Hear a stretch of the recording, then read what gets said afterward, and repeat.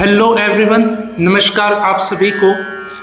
आज इस 374वें दिन के वीडियो में आप सभी का स्वागत है। आइए कुछ महत्वपूर्ण प्रश्नों को देखते हैं जो आने वाली संगीत की प्रतियोगी परीक्षाओं में पूछे जा सकते हैं, तो इसलिए आप इस वीडियो को बिना स्किप किए पूरा ज़रूर देखिए, ठीक है। तो आइए आज का पहला प्रश्न देखते हैं। आज का पहला प्रश्न है, मराठी में बुव्वा किसको कहते हैं? मराठी में बुआ, ठीक है, बु आ भी लिखा रहता है, अ पे आ की मात्रा, और व पे आ की मात्रा भी कहीं कहीं लिखा होता है। तो बुआ जो है ये सही शब्द है। तो मराठी में बुआ कहते हैं पंडित, विद्वान, श्रीमान तथा आदरणीय व्यक्ति को। कोई पंडित हैं, विद्वान हैं, श्रीमान हैं तथा आदरणीय व्यक्ति हैं, उनको बुआ कहा जाता है मराठी में। और बुआ जो है एक टाइटल भी है, जैसे कि देवजी बुआ, मिश्री बुआ, अन्ना बुआ, भाटे बुआ, बालकृष्ण बुआ, ठीक है।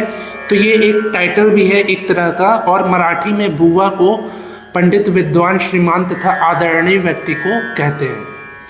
इसके बाद दूसरा प्रश्न है, भंजनी के दो प्रकार हैं। भंजनी के दो प्रकार होते हैं, जो है स्थायी भंजनी और रूपक भंजनी। स्थायी भंजनी, रूपक भंजनी, ये भंजनी के दो प्रकार हैं। तीसरा प्रश्न है, कर्नाटक संगीत में मिश्र जाति के त्रिपुट ताल की मात्रा है। कर्नाटक संगीत में मिश्र जाति के त्रिपुट ताल की मात्रा है 11 मात्रा। 11 मात्रा का कर्नाटक संगीत के मिश्र जाति का त्रिपुट ताल है। चौथा प्रश्न है, प्रतिग्रहणिका और भंजनी प्रकार हैं। प्रतिग्रहणिका और भंजनी प्रकार हैं रूपकालाप्ति के, ठीक है, रूपका आलाप्ति के प्रकार हैं प्रतिग्रहणिका और भंजनी। पांचवा प्रश्न है, आलप्ति किसका भाग है? आलप्ति भाग है अनिबद्ध गान का। दो तरह के गान होते हैं, निबद्ध गान और अनिबद्ध गान। तो आलप्ति जो भाग है ये अनिबद्ध गान का भाग है। इसके बाद अगला प्रश्न है, आलाप के दो प्रकार हैं। आलाप के दो प्रकार हैं, रागालाप और रूपकालाप। राग आलाप और रूपकालाप ये आलाप के दो प्रकार हैं। सातवां प्रश्न है, संस्कृत में किसको प्रयोग विपुलः स्वर के रूप में परिभाषित किया गया है? तो संस्कृत में प्रयोग विपुलः स्वर के रूप में परिभाषित किया गया है वादी स्वर को। वादी स्वर को प्रयोग विपुलः स्वर भी कहते हैं, ठीक है। आठवां प्रश्न है, विपुलः का अर्थ है। जो प्रयोग विपुलः बताए हैं पिछले प्रश्न में, उसमें से विपुलः का अर्थ है अत्यधिक। अत्यधिक यानी कि विपुलः स्वर यानी कि अत्यधिक प्रयोग किए जाने वाला स्वर, जो कि वादी स्वर होता है। तो विपुलः का अर्थ है अत्यधिक, ठीक है। इसके बाद 9वां प्रश्न है, ग्राम राग किसमें गाए जाते हैं? ग्राम राग गाए जाते हैं गीति में। गीतियों में ग्राम राग गाए जाते हैं। 10वां प्रश्न है, शिखर ताल की मात्रा है। शिखर ताल की मात्रा है 17 मात्रा। 17 मात्रा यानी कि 17 मात्रा की ताल है शिखर ताल। शिखर ताल अलग होता है और यति शिखर ताल अलग होता है, ठीक है। यति शिखर ताल 15 मात्रा की ताल है और शिखर ताल 17 मात्रा की ताल है। इसके बाद 11वां प्रश्न है, ब्रह्म ताल की मात्रा है। ब्रह्म ताल की मात्रा है 28 मात्रा। 28 मात्रा की ताल है ब्रह्म ताल।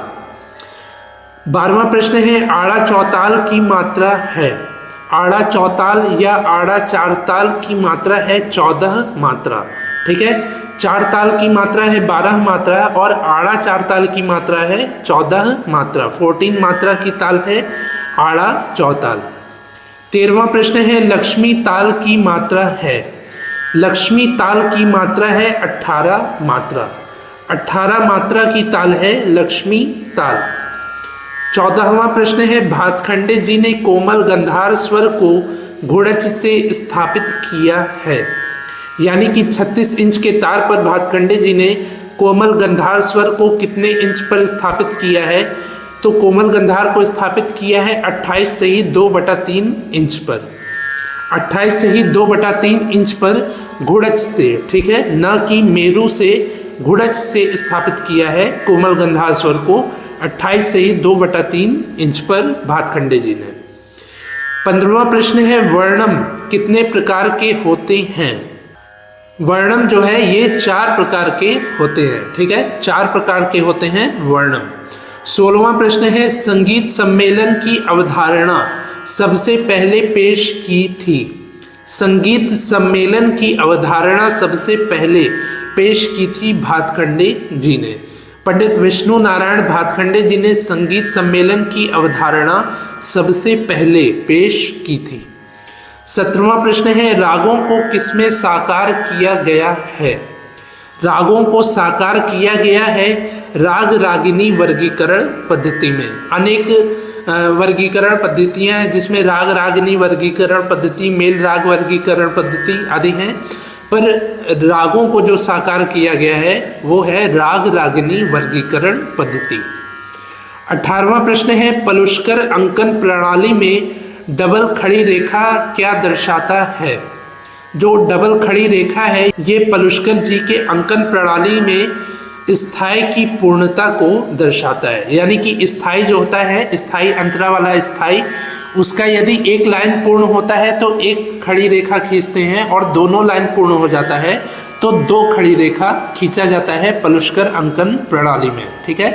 तो पलुष्कर अंकन प्रणाली में डबल खड़ी रेखा दर्शाता है स्थाई की पूर्णता, ठीक है। इसके बाद 19वां प्रश्न है जब 2 मात्राओं में 3 मात्राएं बजाई जाएं तो उसे कहा जाता है? जब 2 मात्राओं में 3 मात्राएं बजाई जाएं तो उसे कहा जाता है आड़। आड़ कहा जाता है 2 मात्राओं में 3 मात्राओं को। इसके बाद 20वां और आखिरी प्रश्न है पंडित वेंकटमुखी जी ने चतुर्दंडी प्रकाशिका कब लिखी थी? पंडित वेंकटमुखी जी ने चतुर्दंडी प्रकाशिका को लिखा था 1650 ईस्वी में, या आप इसको कह सकते हैं 17वीं शताब्दी में। 1650 में यानी कि 17th सेंचुरी में पंडित वेंकटमुखी जी ने चतुर्दंडी प्रकाशिका ग्रंथ को लिखा था, ठीक है। तो ये हो गए आज के 20 महत्वपूर्ण प्रश्न। मुझे उम्मीद है कि आपको ये प्रश्न अच्छे से समझ में आए होंगे। यदि समझ में आए हों तो आप इस वीडियो को लाइक करिए, ज़्यादा से ज़्यादा अपने दोस्तों से शेयर करिए, और यदि कुछ पूछना हो तो कमेंट भी ज़रूर करिए। आज ये 374वें दिन का वीडियो है। इसके पहले मैंने 373 वीडियोज़ को बनाया है जिसके प्लेलिस्ट का लिंक नीचे डिस्क्रिप्शन में है। यदि आपने आज से पहले की 373 महत्वपूर्ण वीडियोज़ को नहीं देखा है तो अवश्य ही देख लीजिए, ताकि आपके आने वाले प्रतियोगी परीक्षाओं की और भी बेहतर तैयारी हो पाए, ठीक है। तो मिलते हैं ऐसे ही अगले 375वें दिन के वीडियो में। तब तक के लिए नमस्कार, धन्यवाद।